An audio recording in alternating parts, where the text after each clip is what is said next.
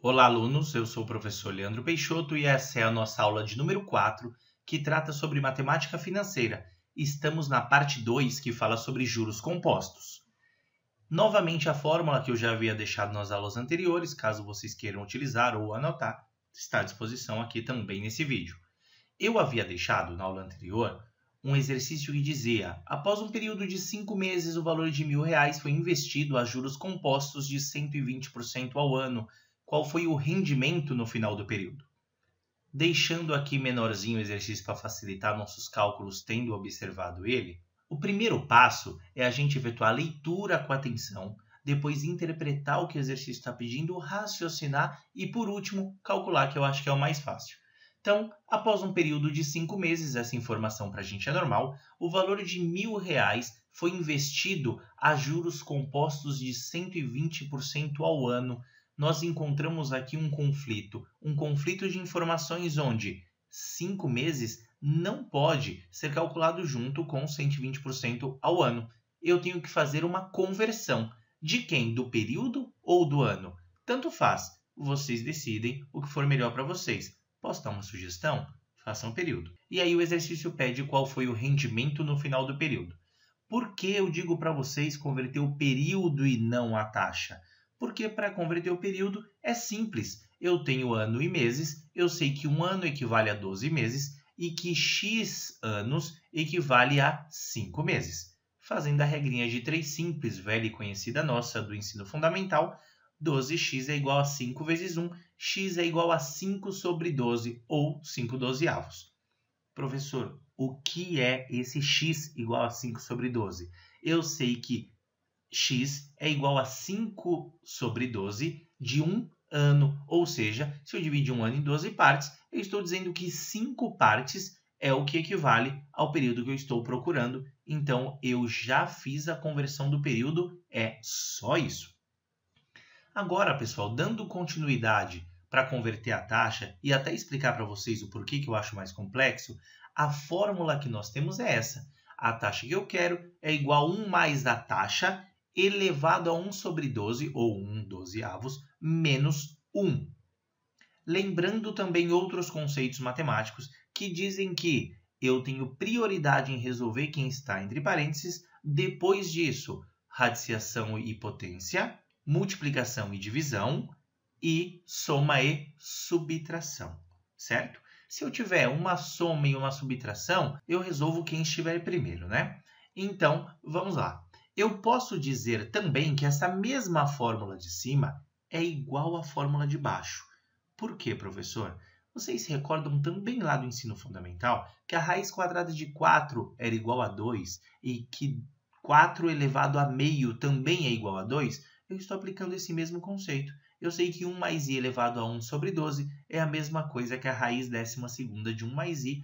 Eu estou acostumado a usar dessa forma. Então, eu já começo pensando no seguinte: eu vou primeiro tentar descobrir quanto é em decimal esse 1 sobre 12.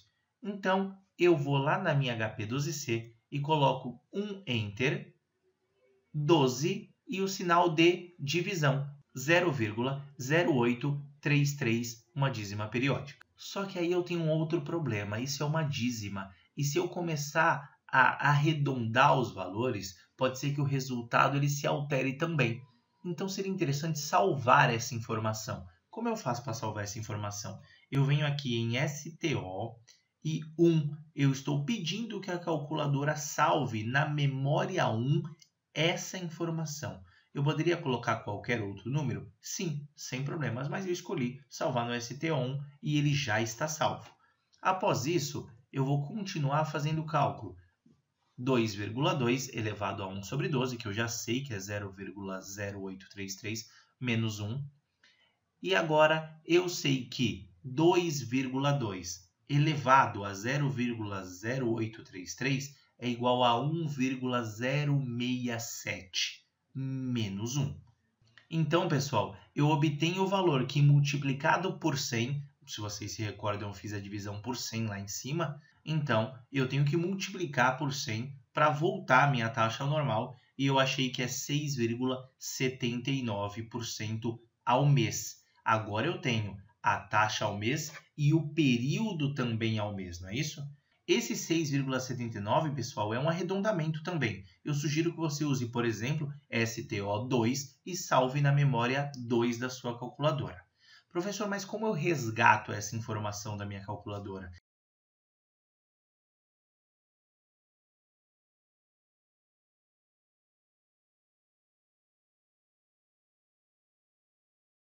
Mas isso eu vou explicar novamente mais à frente, tá ok?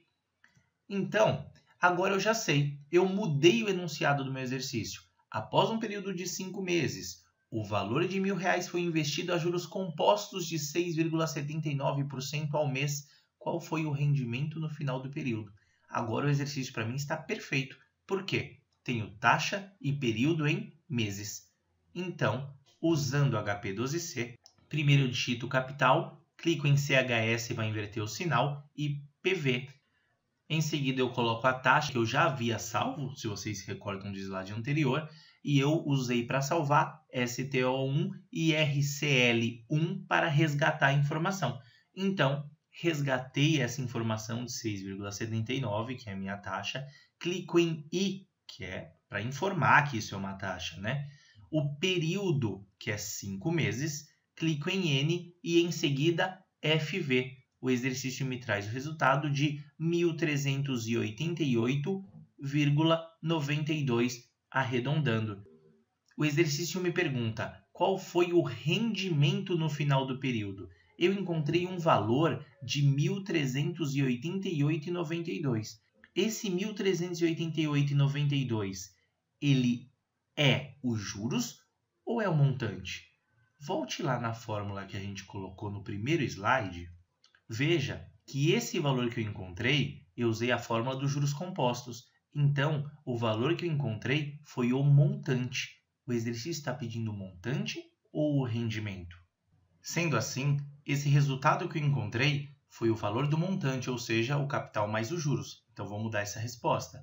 Eu tenho que dizer que o rendimento foi de R$ 388,92, aproximadamente, né? Mas o valor é esse daqui. Agora, pessoal, nós voltamos nosso exercício às condições originais, ou seja, 5 meses, 120% ao ano.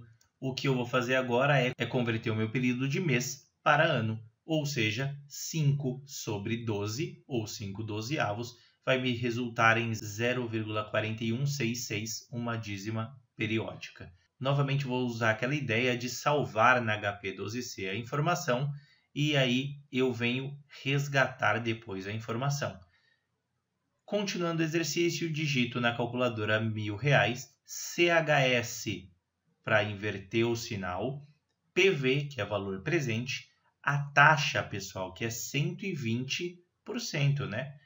Então, eu digito 120 e o período, que é 0,4166, que está salvo na minha HP, e N para identificar que isso é um período, e FV, que é um resultado. Encontrei o mesmo resultado da forma anterior, então o valor foi de 1.388,92. Prestem atenção, 1.388,92 não é o rendimento, é o montante.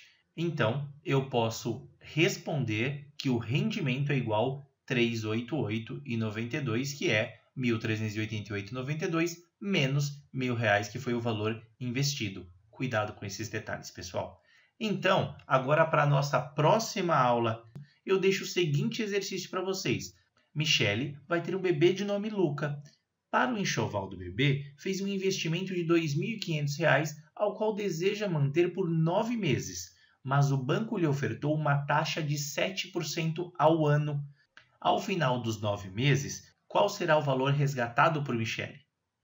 Então, para a nossa próxima aula, fica esse exercício. Eu espero que vocês obtenham o resultado. Sugiro que façam das duas formas, tá? Tanto alterando a taxa, como alterando o período. E aí, pessoal, na próxima aula a gente vai fazer a correção. Um abraço a todos e bons estudos!